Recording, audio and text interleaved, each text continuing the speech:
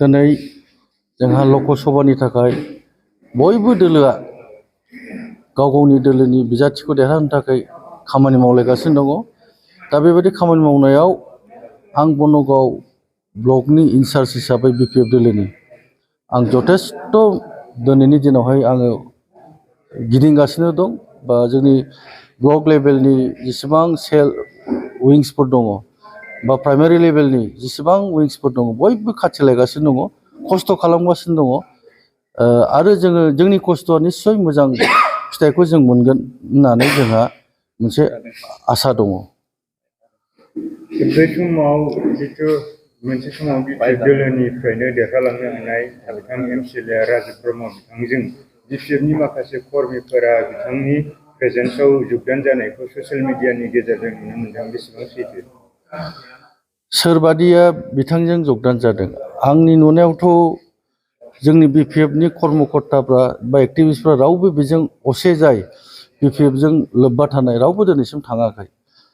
दाखालि बै पाटगाव खासिबारिनिफ्राय माखासे मिसा प्रलंग होदों, बिसोरो होआखै नङा, अरुणदय होगोन माबा होगोन होननानै होदों।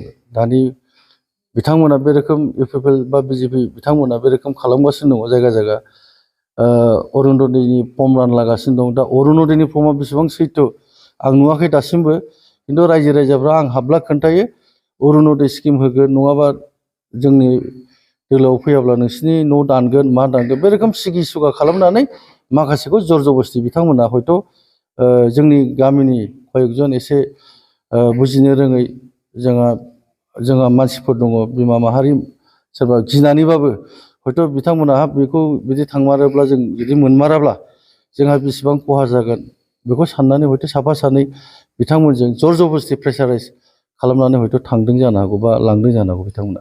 बनरगाव समष्टिनिफ्राय नोंथांमोननि जितु बिपिएफनि बिजाथि खाम्फा बरगयारि बिथांखौ देरहाहोनायाव नोंथांमोना बेसेबांसो जाफुंसारनो हागोन होनना सानो? जोंनाव बनगाव ब्लकआवहाय 54,000 भटार्स दङ।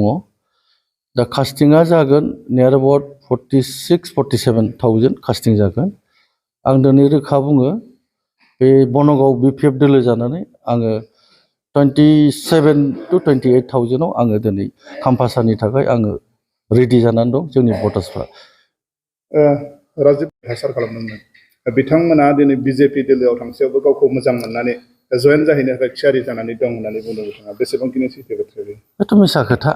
बिथांमोना जुदि बिदि बुंदोंब्ला बे आं दहाय बुंनाय बादि थगायनानै जर जबस्थि प्रेसाराइज खालामदों, नोंनो स्किम हरगोन, नोंनो माबा हरगोन होननानै। दा बिथांमोनाथ' थगायगासिनो दं। ओरै 8 बिगा खरि हा रानगोन होननानै दाखालि मोनसे जायगायाव पाटगाव प्राइमारियाव बे गासिबो जोंनाव फटेज दंजोबो, 8 बिगा हा होगोन आरो स्किम होगोन होननानै बिथांमोना थगाय जर जबस्थि जोंनि मानसिफोरनि न' हाबनानै बे रोखोम मिसा खोथा होगासिनो दङ। स्किम होगोन बा हा होगोन होननानै बिथांमोना बे एजेन्डाखौ लादों खोमा देग्लाय इलेक्सननि पारपसाव। दा बे खिन्थु बे मिसा खोथा जिबनाव बे जानो हाया। आरो बे बिथांनि साननाया गावजों जुदि खयजन जयनिं जागोन बिथाङा देखायथों, जों होमबासो बुजिगोन। जा नोंथांमोननि सिगाङाव देखायथों बिथाङा खयजन बिथाङा जयनिं जाहोनो हागोन जोंनि बिपिएफ दोलोनिफ्राय, होमबानो मिथिगोन।